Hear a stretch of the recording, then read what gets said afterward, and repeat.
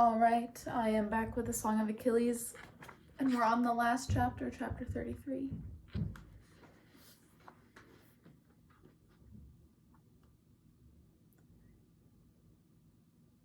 The sea nymphs come for the body, trailing their sea foam robes behind them.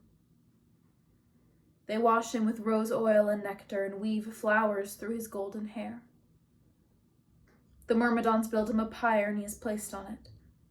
The nymphs weep as the flames consume him. His beautiful body lost to bones and gray ash. But many do not weep. Briseis, who stands watching until the last embers have gone out. Thetis, her spine straight, black hair loose and snaky in the wind. The men, kings and common. They gather at a distance, afraid of the eerie keening of the nymphs and Thetis' thunderbolt eyes. Closest to tears is Ajax, leg bandaged and healing, but perhaps he's just thinking of his own long-awaited promotion.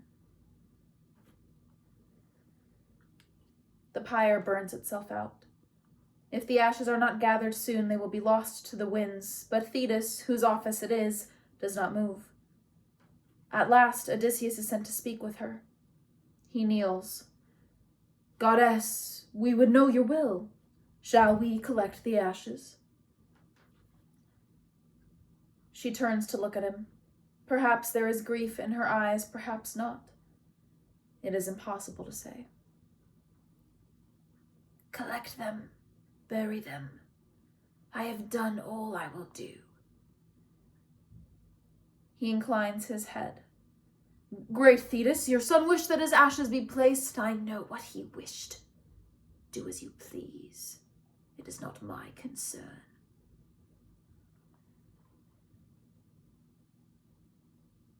Servant girls are sent to collect the ashes.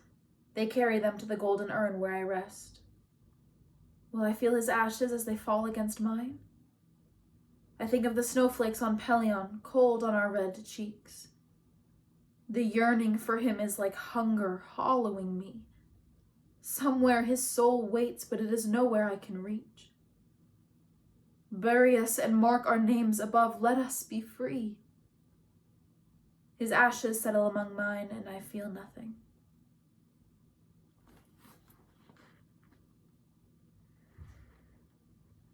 Agamemnon calls a council to discuss the tomb they will build. "We should put it on the field where he fell," Nestor says. Machaon shakes his head. "It will be more central on the beach by the agora."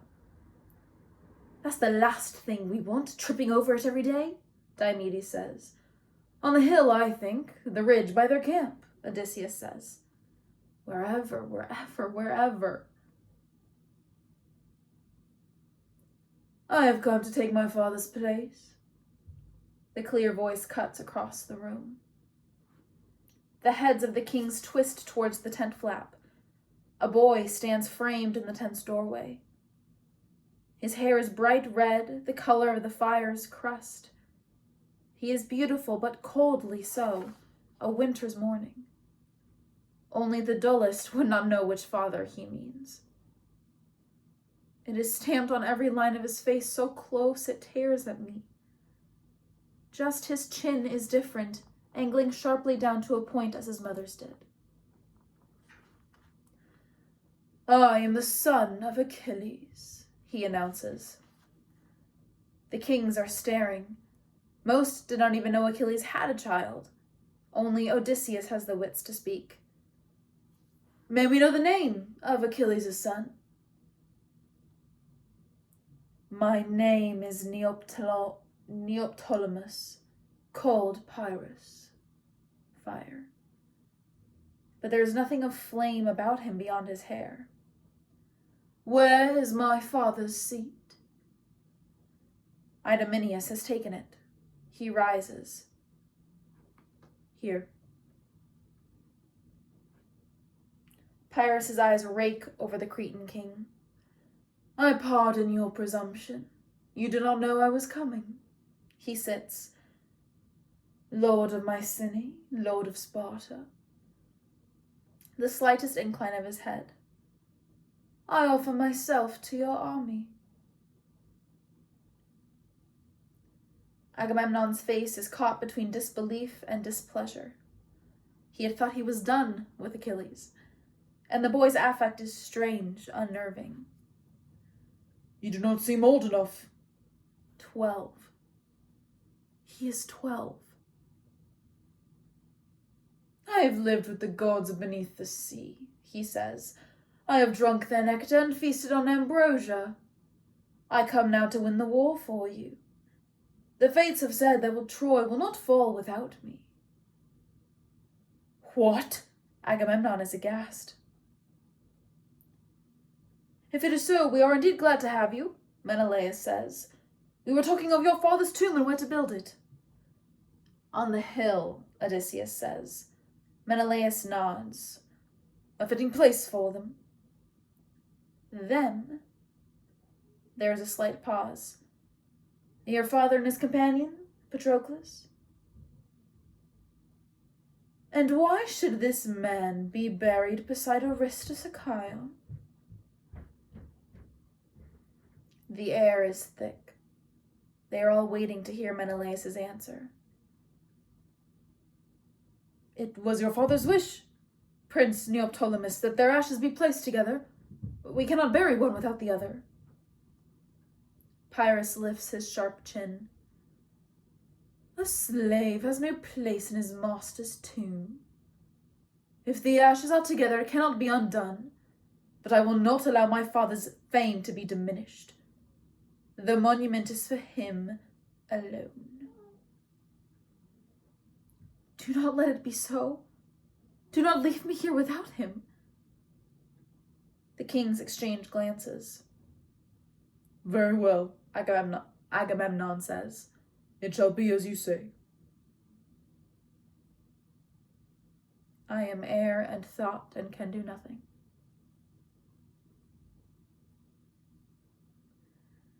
The greater the monument, the greater the man. The stone the Greeks quarry for his grave is huge and white, stretching up to the sky. Achilles, it reads. It will stand for him and speak to all who passed. He lived and died and lives again in memory.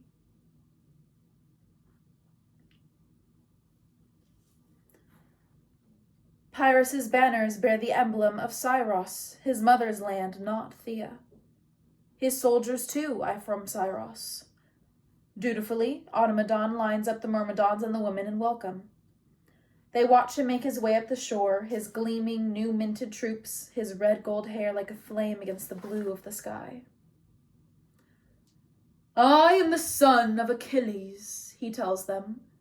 I claim you as my inheritance and birthright. Your loyalty is mine now. His eyes fix upon a woman who stands, eyes down, her hands folded. He goes to her and lifts her chin in his hand. What's your name? He asks. Perseus. I've heard of you, he says. You were the reason my father stopped fighting. That night he sends his guards for her. They hold her arms as they walk her to the tent. Her head is bowed in submission and she does not struggle. The tent flap opens and she is pushed through. Pyrrhus lounges in a chair, one leg dangling carelessly off the side. Achilles might have sat that way once. But his eyes were never like that. Empty as the endless depths of black ocean filled with nothing but the bloodless bodies of fish. She kneels. My lord. My father broke with the army for you.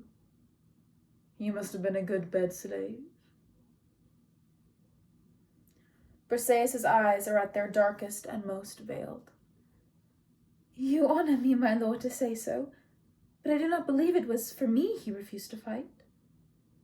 Why then, in your slave's opinion? A precise eyebrow lifts. It is terrifying to watch him speak to her. He is like a snake. You do not know where he will strike. I was a war prize, and Agamemnon dishonored him in taking me, that is all. Were you not his bed slave?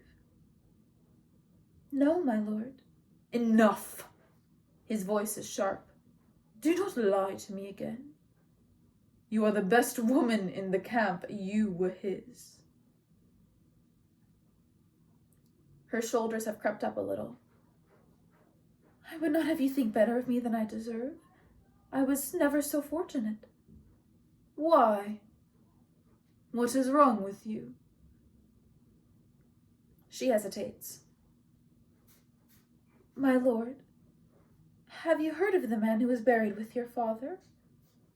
Her face goes flat. His face goes flat. Of course I have not heard of him. He is no one. Yet your father loved him well and honored him. He would be well pleased to know they were buried together. He had no need of me. Pyrrhus stares at her. My lord, Silence. the word cracks over her like a lash. I will teach you what it means to lie to Aristosachaion. He stands. Come here. He is only 12, yet he does not look it. He has the body of a man. Her eyes are wide. My lord, I am sorry to have displeased you. You may ask anyone, Phoenix or Automaton, they will say I am not lying. I have given you an order. She stands, her hands fumbling in the folds of her dress. Run, I whisper. Do not go to him. But she goes. My lord, what would you have of me? He steps to her, eyes glistening. Whatever I want. I cannot see where the blade comes from. It is in her hand, and then it is swinging down on him. But she has never killed a man before. She does not know how hard you need to drive it, nor with what conviction. And he is quick, twisting away already. The blade splits the skin, scoring it in a jagged line, but does not sink. He smacks her viciously to the ground. She throws the knife at his face and runs. She erupts from the tent, past the two slow hands of the guards, down the beach and into the sea. Behind her is Pyrrhus, tunic gashed open, bleeding across his stomach. He stands beside the bewildered guards and calmly takes a spear from one of their hands. "Throw it," a guard urges, for she is past the breakers now. "A moment," Pyrrhus murmurs. Her limbs lift into the gray waves like the steady beats of wings. She has always been the strongest swimmer of the three of us. She used to swear she'd gone to Tenedos once, 2 hours by boat. I feel wild triumph as she pulls farther and farther from shore. The only man whose spear could have reached her is dead. She is free. The only man but that man's son.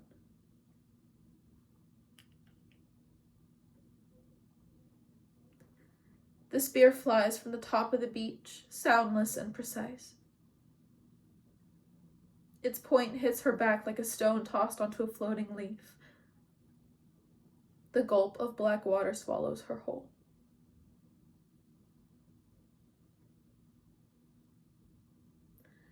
Phoenix sends a man out, a diver, to look for her body, but he does not find it. Maybe her gods are kinder than ours, and she will find rest. I would give my life again to make it so.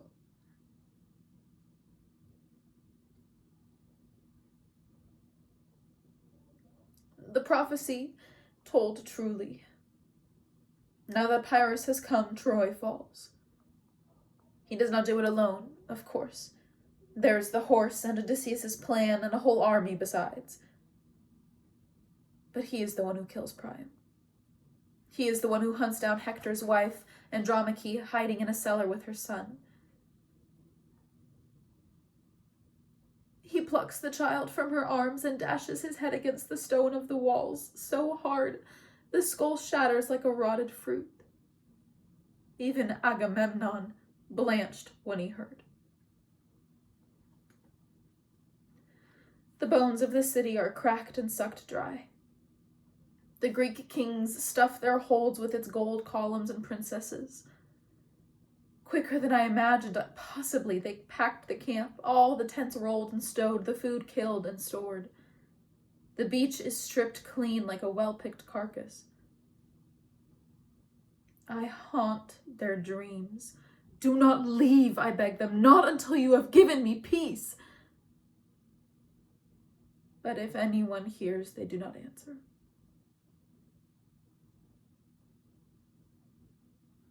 Pyrrhus wishes to make a final sacrifice for his father the evening before they sail. The kings gather by the tomb, and Pyrrhus presides, with his royal prisoners at his heels, Andromache and Queen Hecuba, and the young princess Polyxena. He trails them everywhere he goes now in perpetual triumph. Colchis leads a white heifer to the tomb's base, but when he reaches for the knife, Pyrrhus stops him. A single heifer? Is this all? The same you would do for any man? My father was Aristus Achaion. He was the best of you, and his son has proven better still, yet you stint us.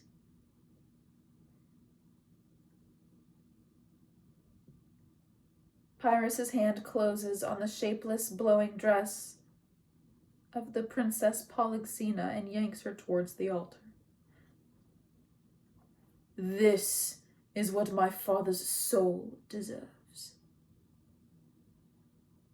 He will not. He dare not. As if in answer, Pyrrhus smiles. Achilles is pleased, he says, and tears open her throat.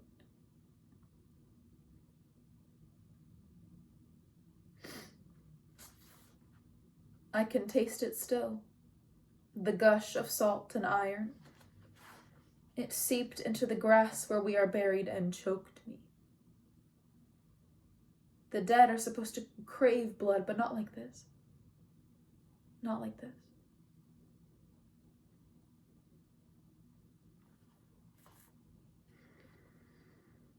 The Greeks leave tomorrow, and I am desperate. Odysseus! He sleeps lightly, eyelids fluttering. Odysseus, listen to me! He twitches. Even in sleep, he's not at rest. When you came to him for help, I answered you. Will you not answer me now? You know what he was to me. You saw before you brought us here. Our peace is on your head. My apologies for bothering you so late, Prince Pyrrhus. He offers his easiest smile. I do not sleep, Pyrrhus says. How convenient. No wonder you get so much more done than the rest of us. Pyrrhus watches him with narrowed eyes. He cannot tell if he is being mocked. Wine? Odysseus holds up a skin. I suppose. Pyrrhus jerks his chin at 2 goblets. Leave us, he says to Andromache. While she gathers her clothes, Odysseus pours. Well, you must be pleased with all you have done here. Hero by 13, not many men can say so. No other men. His voice is cold. What do you want? I am afraid I have been prompted by a rare stirring of guilt. Oh? We sail tomorrow and leave many Greek dead behind us. All of them are properly buried with a name to mark their memory, all but one. I am not a pious man, but I do not like to think of souls wandering among the living. I like to take my ease unmolested by restless spirits. Pyrrhus listens, his lips drawn back in faint, habitual distaste. I cannot say I was your father's friend, nor he mine, but I admired his skill and valued him as a soldier, and in 10 years You get to know a man even if you don't wish so. So I can tell you now that I do not believe he would want Patroclus to be forgotten. Paris stiffens. Did he say so? He asked that their ashes be placed together. He asked that they be buried as one. In the spirit of this, I think we can say he wished for it. For the first time, I am grateful for his cleverness. I am his son. I am the one who says what his spirit wishes for. Which is why I came to you. I have no stake in this. I am only an honest man who likes to see right done. Is it right that my father's fame should be diminished, tainted by a commoner? Patroclus was no commoner. He was born a prince and exiled. He served bravely in our army, and many men admired him. He killed Sarpedon, second only to Hector. In my father's armor, with my father's fame. He has none of his own. Odysseus inclines his head. True. But fame is a strange thing. Some men gain glory after they die, while others fade. What is admired in one generation is abhorred in another. He spread his broad hands. We cannot say who will survive the holocaust of memory. Who knows? He smiles. Perhaps one day even I will be famous. Perhaps more famous than you. I doubt it. Odysseus shrugs. We cannot say. We are men only, a brief flare of the torch. Those to come may raise or lower us as they please. Patroclus may be such as will rise in the future. He is not. Then it would be a good deed, a deed of charity and piety, to honor your father and let a dead man rest. He is a blot on my father's honor and a blot on mine. I will not allow it. Take your sour wine and go. Pyrrhus's words are sharp as breaking sticks. Odysseus stands but does not go. Do you have a wife? He asks. Of course not. I have a wife. I have not seen her for 10 years. I do not know if she is dead or if I will die before I can return to her. I had thought always that his wife was a joke, a fiction. But his voice is not mild now. Each word comes slowly, as if it must be brought from a great depth. My consolation is that we will be together in the underworld. That we will meet again there, if not in this life. I would not wish to be there without her. My father had no such wife, Pyrrhus says. Odysseus looks at the young man's implacable face. I have done my best, he says. Let it be remembered I tried. I remember.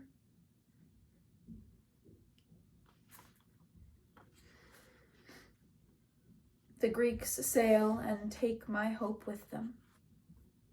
I cannot follow.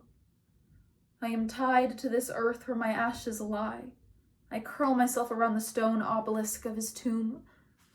Perhaps it is cool to the touch, perhaps warm, I cannot tell. Achilles, it says, and nothing more. He has gone to the underworld and I am here.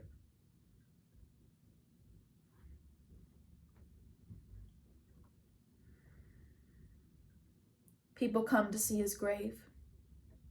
Some hang back as if they are afraid his ghost will rise and challenge them. Others stand at the base to look at the scenes of his life carved on the stone. They are a little hastily done, but clear enough. Achilles killing Memnon, killing Hector, killing Penthesilea. Nothing but death. This is how Pyrrhus' tomb might look. Is this how he will be remembered? Thetis comes. I watch her withering the grass where she stands.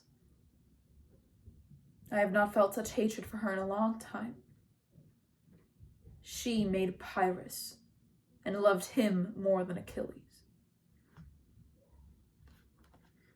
She is looking at the scenes on the tomb, death after death. She reaches as if she will touch them. I cannot bear it. Thetis, I say. Her hand jerks back. She vanishes. Later she returns. Thetis! She does not react, only stands looking at her son's tomb. I am buried here, in your son's grave. She says nothing, does nothing, does not hear. Every day she comes.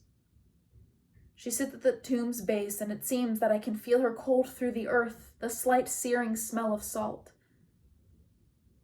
I cannot make her leave, but I can hate her. You said that Chiron ruined him. You are a goddess and cold and know nothing. You are the one who ruined him. Look at how he will be remembered now. Killing Hector, killing Troilus, for things he did cruelly in his grief. Her face is like stone itself. It does not move. The days rise and fall. Perhaps such things pass for virtue among the gods. But how is there glory in taking a life? We die so easily. Would you make him another Pyrrhus? Let the stories of him be something more.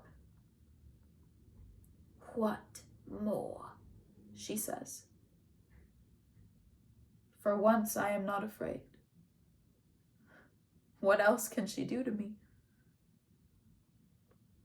Returning Hector's body to Priam, I say. That should be remembered. She's silent for a long time. And his skill with the lyre, his beautiful voice. She seems to be waiting. The girls. He took them so that they would not suffer at another king's hands. that was your doing. Why are you not with Pyrrhus? Something flickers in her eyes. He is dead. I am fiercely glad. How? It is a command, almost. He was killed by Agamemnon's son. For what? She does not answer for some time. He stole his bride and ravished her. Whatever I want, he said to Briseis. Was this the son you preferred to Achilles? Her mouth tightens. Have you no more memories? I am made of memories. Speak, then.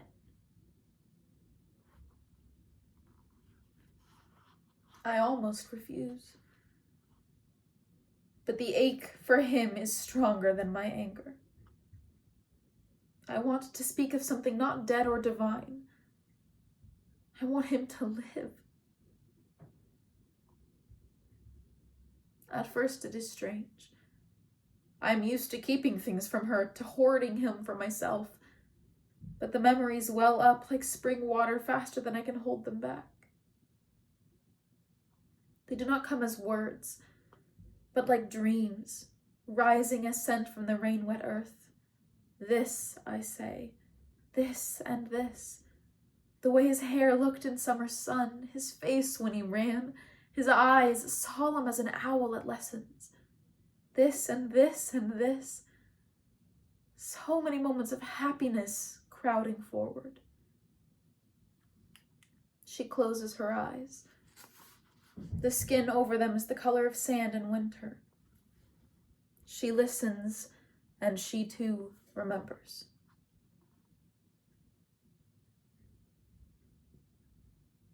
She remembers standing on a beach, hair black and long as a horse's tail. Slate gray waves smash against rocks.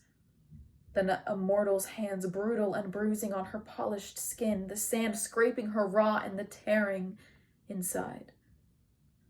the gods after tying her to him. She remembers feeling the child within her, luminous in the dark of her womb. She repeats to herself the prophecy that the three old women spoke to her. Your son will be greater than his father. The other gods had recoiled to hear it. They knew what powerful sons do to their fathers. Zeus's thunderbolts still smell of singed flesh and patricide. They gave her to a mortal, trying to shackle the child's power, diluted him with humanity, diminish him. She rests her hands on her stomach, feels him swimming within. It is her blood that will make him strong. But not strong enough. I am immortal! He screams at her, his face blotchy and sodden and dull. Why do you not go to him? I cannot. The pain in her voice is like something tearing. I cannot go beneath the earth. The underworld, with its cavernous gloom and fluttering souls where only the dead may walk. This is all that is left, she says, her eyes still fixed on the monument. An eternity of stone. I conjure the boy I knew. Achilles grinning as the figs blur in his hands. His green eyes laughing into mine. Catch, he says. Achilles, outlined against the sky, hanging from a branch over the river, the thick warm of his sleepy breath against my ear. If you have to go, I will go with you. My fears forgotten in the golden harbor of his arms. The memories come and come. She listens, staring into the grain of the stone. We are all there, goddess and mortal, and the boy who was both.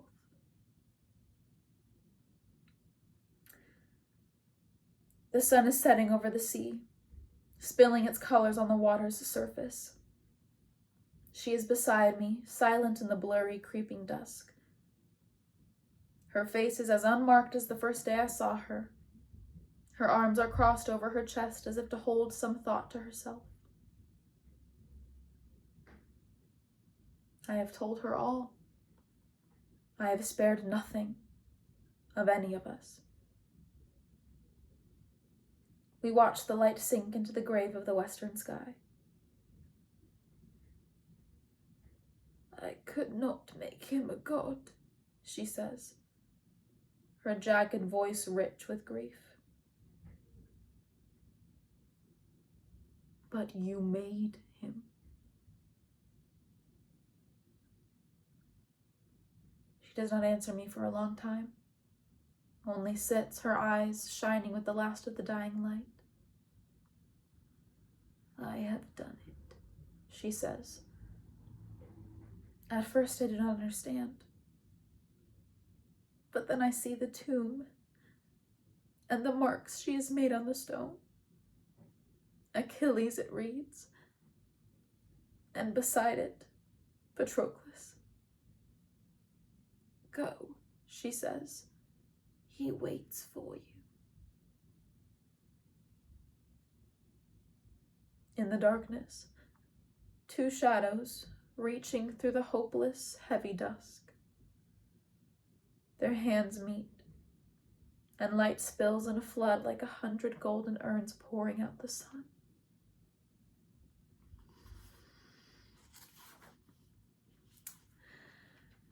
And that's the end of the Song of Achilles.